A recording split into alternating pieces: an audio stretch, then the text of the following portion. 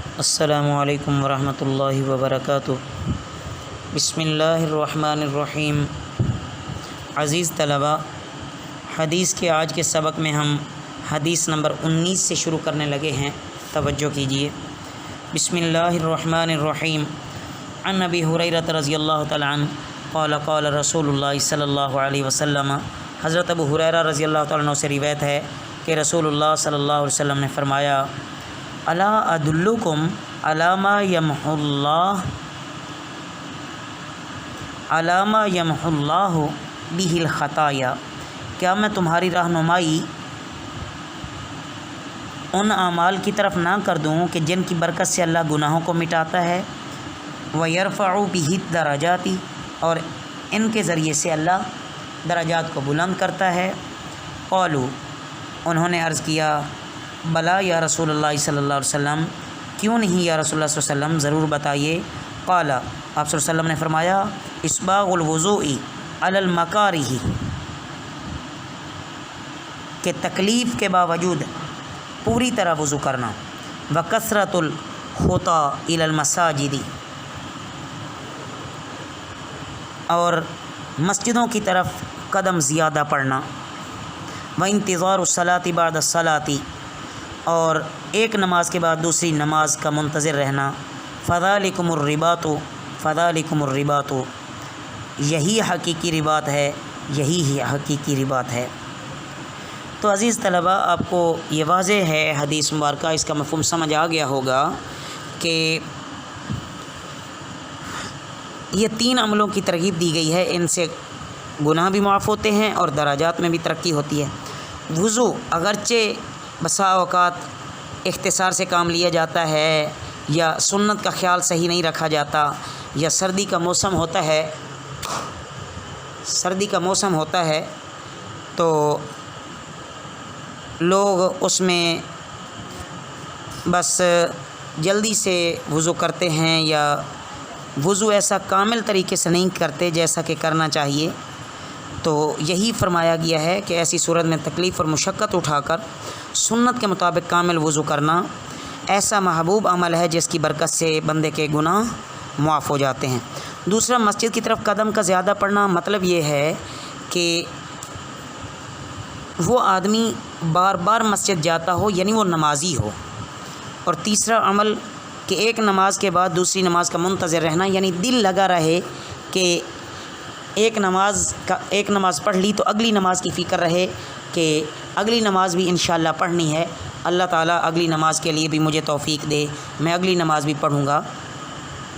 آخر میں جو لفظ آیا ہے رباط کا، اس کا مطلب یہ ہے کہ دشمن کے حملے سے حفاظت کے لیے جو مجاہدین سرحد پر متعین کیے جاتے ہیں، ان کے اس پڑاؤ کو رباط کہا جاتا ہے۔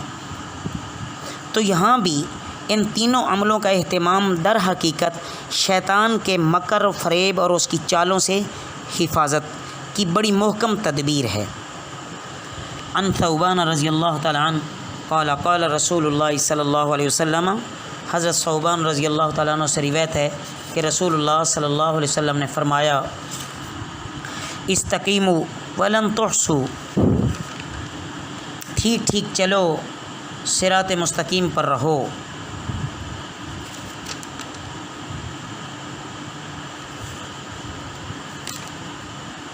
ولا تحصوا، اور تم اس پر قابو ہرگز نہیں پا سکو گے۔ واعلموا، اور تم جان لو، ان خیر اعمالکم الصلاۃ، کہ تمہارے اعمال میں سے سب سے زیادہ بہترین عمل نماز ہے۔ ولا يحافظ على الوضوء الا مؤمن، اور وضو کی پوری نگہداشت نہیں کرتا مگر مومن بندہ۔ عزیز طلبہ، مطلب یہ ہے کہ ہمیشہ سنت کے مطابق اور آداب کی رعایت کے ساتھ کامل وضو ہونا چاہیے، اور یہ بھی ہو سکتا ہے کہ بندہ برابر باوضو رہے۔ دونوں مطلب لیے ہیں، اللہ ہمیں دونوں مطلب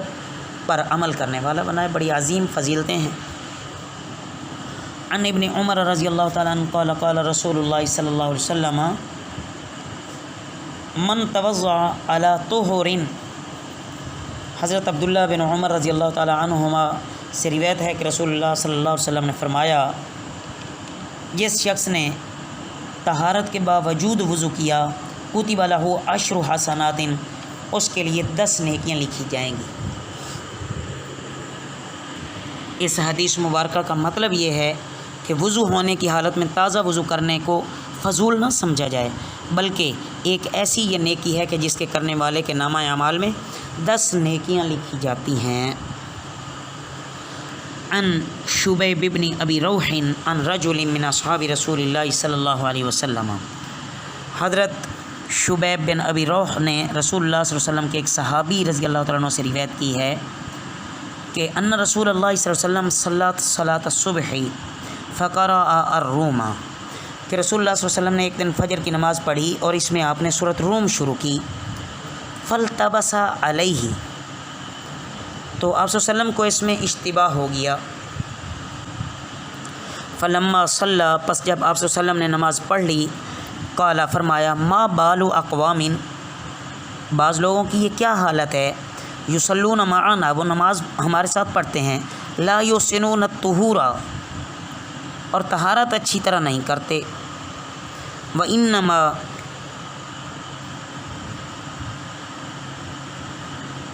یلبس علینا القرآن اولئک، بس یہی لوگ ہمارے قرآن پڑھنے میں خلل ڈالتے ہیں۔ مطلب اس حدیث مبارکہ کا یہ ہے کہ وضو اور طہارت کے اچھی طرح نہ کرنے کے برے اثرات دوسرے صاف قلوب پر بھی پڑتے ہیں، اور اتنے پڑتے ہیں کہ ان کی وجہ سے قرآن مجید کی قرأت میں بھی اشتباہ ہو جاتا ہے۔ اس سے اچھی طرح یہ بات معلوم ہو گئی کہ انسان کے قلوب پر ساتھ والوں کی اچھی یا بری کیفیات کا بھی کس قدر اثر پڑتا ہے۔ عن عائشہ رضی اللہ تعالی عنہا قالت، قال رسول اللہ صلی اللہ علیہ وسلم السواک مطہرۃ للفم، حضرت عائشہ رضی اللہ تعالیٰ عنہ سے روایت ہے کہ رسول اللہ صلی اللہ علیہ وسلم نے فرمایا، مسواک منہ کو صاف رکھتی ہے، مرضات للربی، اور اللہ تعالیٰ کو بہت زیادہ خوش کرنے والی چیز ہے۔ عزیز طلبہ، کسی چیز میں حسن کے 2 پہلو ہو سکتے ہیں، ایک یہ کہ وہ دنیا کے لحاظ سے فائدہ مند ہو، عام انسانوں کے نزدیک پسندیدہ ہو، دوسرا یہ کہ اللہ تعالیٰ کی محبوب ہو اور اخروی اجر کا وسیلہ ہو۔ تو مسواک میں یہ دونوں چیزیں جمع ہیں کہ منہ کی صفائی بھی ہو جاتی ہے اور بدبو بھی زائل، اور اخروی نتیجہ بھی ہے کہ اللہ تعالیٰ کی رضا حاصل ہونے کا بھی خاص وسیلہ ہے۔ اللہ رب العزت ہمیں